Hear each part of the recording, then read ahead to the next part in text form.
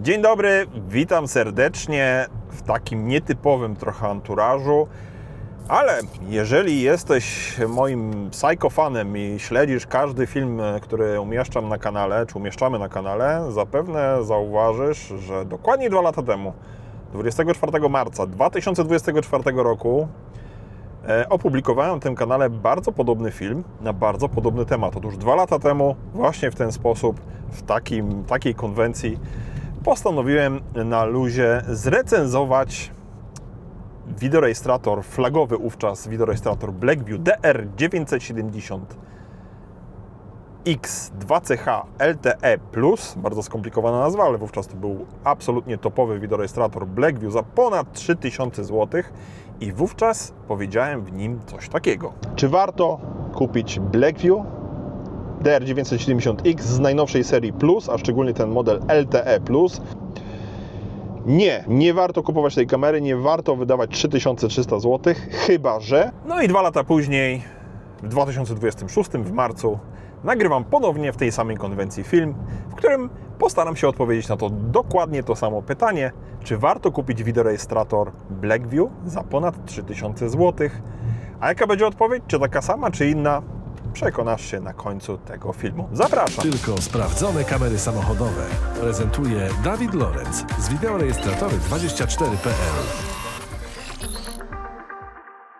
Dobra, słuchajcie, zatrzymałem się, bo jednak będzie mi łatwiej kontynuować w ten sposób niż jadąc.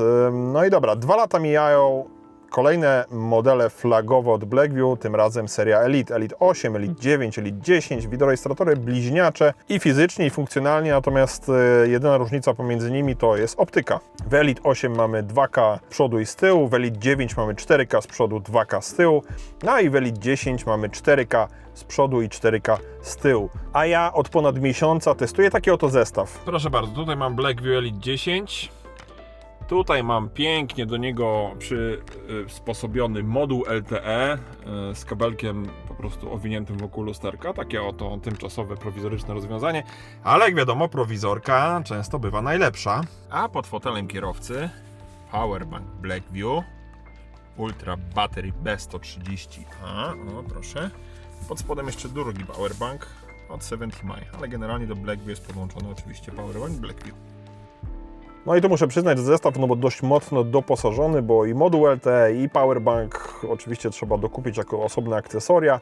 W zestawie z kamerą jest tylko jasz, ale jest kabel hardwire, czyli do instalacji elektrycznej, natomiast powerbank czy ten moduł trzeba dokupić osobno. No i właśnie, ten oto zestaw mam od ponad miesiąca, no i coś już mogę na ten temat powiedzieć. Przede wszystkim wreszcie Elite, seria Elite ma skuteczny HDR we wszystkich kamerach. 2 lata temu, gdy recenzowałem ówczesnego flagowca, tamten też miał HDR, ale nieskuteczny i to był główny powód mojego rozczarowania. Tym razem po 2 latach, lepiej późno niż wcale, ale wreszcie udało się w tych wideorejestratorach zaimplementować świetną optykę, która nagrywa świetny obraz, bardzo szczegółowy i przede wszystkim bardzo skuteczny w nocy. Teraz oglądacie przebitki, natomiast oczywiście do pełnych porównań road testów linki umieszczam w opisie pod tym filmem, są one na naszym kanale. HDR jest dostępny we wszystkich kamerach w serii Elite, przy czym we flagowym Elite 10 nie ma go w kamerze tylnej. Jest z tyłu nagrywanie 4K, ale bez HDR-u. To jest jedyne ograniczenie. Taki troszeczkę paradoks, bym powiedział.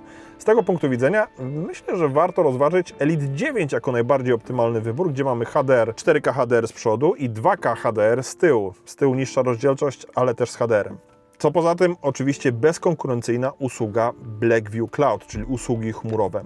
Dlaczego bezkonkurencyjna? Nadal tak uważam. Nadal uważam, że usługi chmurowe, Blackview Cloud, które właściwie są pionierskie w skali jakby branży, bo Blackview Cloud wystartowało 10 lat temu i 10 lat temu pierwszy raz recenzowałem właśnie tę usługę, która była absolutnie game changerem, absolutnie nowatorska wówczas na rynku. W międzyczasie oczywiście pojawiło się, szczególnie na przestrzeni ostatnich mniej więcej 2-3 lat, pojawiło się mnóstwo różnych rozwiązań konkurencyjnych, natomiast żadne z nich nie dorównuje swoim wachlarzem możliwości, funkcjonalności, jakby całego palety usług wideorejestratorom czy usługom chmurowym Blackview. Cały ekosystem produktów i usług chmurowych Blackview jest zaprojektowany w takiej filozofii cloud first, czyli że jest takie założenie, że ta kamera jest ciągle połączona z chmurą i więc nawet jakbym teraz wziął aplikację odpalił aplikację Blackview i chciał się połączyć z tą kamerą, to połączę się z nią, ale poprzez chmurę, nie lokalnie. Oczywiście jest taka możliwość, ale domyślnie aplikacja w telefonie łączy się z kamerką właśnie poprzez chmurę i wszelkie możliwe funkcjonalności, ustawienia, aktualizacja firmware, dostęp do wszystkich plików na karcie pamięci, to wszystko jest dostępne właśnie przez chmurę. Fenomenalna sprawa. Żaden inny producent jeszcze nie dorównał aż do tego poziomu, jak to ma właśnie zaimplementowane Blackview ze swoim Blackview Cloud. Tak więc tutaj wciąż uważam, jest to bezkonkurencyjna usługa chmurowa. W osobnym filmie na kanale, link oczywiście poniżej, prezentuję szerzej te funkcje chmurowe, aplikacje, jakie tam są możliwości. Natomiast jest jedna nowość, która mnie zaskoczyła pozytywnie, mianowicie monitorowanie stanu naładowania powerbanku, który mam pod fotelem poprzez chmurę. Mogę to zrobić, nawet to mogę zrobić poprzez chmurę, połączyć się z wideorejestratorem i wideorejestrator jest sparowany z tym powerbankiem tutaj, który mam pod fotelem i przez chmurę w aplikacji zaraportuje mi, jaki procent jeszcze mi został naładowania w tym powerbanku, no i przez to będę wiedział na przykład, jak długo jeszcze kamera może popracować na parkingu. Jest jeszcze jedna rzecz, która mnie bardzo pozytywnie zaskoczyła w nowych Blackview Elite, to jest ultra energooszczędny tryb parkingowy. Jak to działa? No generalnie kamery Blackview domyślnie mają nagrywanie parkingowe w trybie detekcji ruchu, czyli tak jak teraz jestem zaparkowany, jeżeli kamera wykryje przednia lub tylna jakiś ruch albo uderzenie, no to oczywiście, teraz samochód przejechał, więc teraz kamera pewnie zacznie nagrywać, zresztą widzę czerwoną diodę, więc nagrywa. Lub nagrywanie timelapse, to jest drugi tryb parkingowy, taki klasyczny dla Blackview. Natomiast właśnie ten nowy tryb ultra energooszczędny to jest coś, co tutaj też robi dużą robotę. I to działa w ten sposób, że po wyłączeniu zapłonu kamera przełącza się w taki tryb właśnie ultraenergooszczędny, czyli wyłącza się de facto, pozostawia aktywny tylko G-sensor i w tym trybie zużycie energii jest minimalne. Tutaj gdzieś wstawię, ile dokładnie w tym trybie kamera zużywa energii. No i jak można się domyślić, a właściwie to policzyć matematycznie, ile teoretycznie może w takim trybie kamera czuwać. Teoretycznie oczywiście, gdy nie wykrywa żadnych wstrząsów po drodze, bo jeżeli wykryje wstrząs, no to wtedy wybudza się i to wybudza się w ciągu mniej niż 1 sekundy. Nagrywa materiał przez minutę i łączy się w tym czasie z chmurą, bo w trakcie czuwania jest chmura całkowicie odłączona, ale na czas wykrycia tego wstrząsu odpalenie poniżej sekundy, nagranie materiału, w międzyczasie łączy się z chmurą i ten nagrany materiał z tego wstrząsu po prostu wysyła do chmury i tam go zabezpiecza, po czym znowu przechodzi w tryb tego uśpienia, ultra energooszczędnego de facto uśpienia i czeka na kolejny wstrząs. I to jest funkcjonalność, którą przetestowałem de facto w praktyce, ponieważ niedawno wybrałem się na 2-tygodniowy urlop samolotem, więc samochód stał na parkingu przy lotnisku. Niestety padłem ofiarą sytuacji na Bliskim Wschodzie, no i ten mój urlop się troszkę przez to wydłużył. No i w trakcie tego urlopu kamera kilka razy wysłała poprzez chmurę alert, że się wybudziła, że wykryła jakiś wstrząs, że nagranie zostało wysłane do chmury. Po powrocie, 2,5 tygodnia później, ta kamera nadal była w stanie czuwania. Zanim wsiadłem do samochodu, puknąłem w szybę, sprawdziłem, czy się wybudzi. Tak, dostałem powiadomienie. Wsiadłem do samochodu, odpaliłem, sprawdziłem poziom naładowania powerbanku.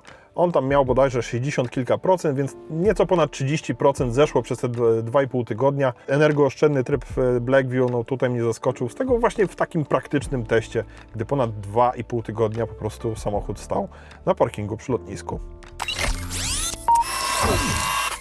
Czas na podsumowanie, a właściwie na odpowiedź na pytanie postawione na samym początku i 2 lata temu, no i stawiam je dzisiaj. Czy warto kupić wideorejestrator Blackview z serii Elite za 3000 zł plus minus? Tak, warto. Chyba że nie zależy Ci na tej kompleksowej usłudze chmurowej i tej filozofii Cloud First, gdzie wszystko można ogarnąć przez aplikację poprzez chmurę. Chyba że nie zależy Ci na ultraenergooszczędnym trybie parkingowym, który zapewnia wielotygodniowe czuwanie Twojego wideorejestratora na parkingu. Chyba że nie zależy Ci na nagrywaniu, skutecznym nagrywaniu 4K HDR, 2K HDR, generalnie na dobrej optyce. Oczywiście są dużo tańsze wideorejestratory, które oferują podobne możliwości, szczególnie w zakresie 4K HDR czy trybów parkingowych, ale żaden nie zaoferuje takiej chmury. Są tańsze wideorejestratory, ale idąc tym tropem, są też tańsze samochody niż Volvo, w którym siedzę, a mimo to wybieram Volvo. więc to już jest kwestia jakby indywidualna, subiektywna, co wybieramy.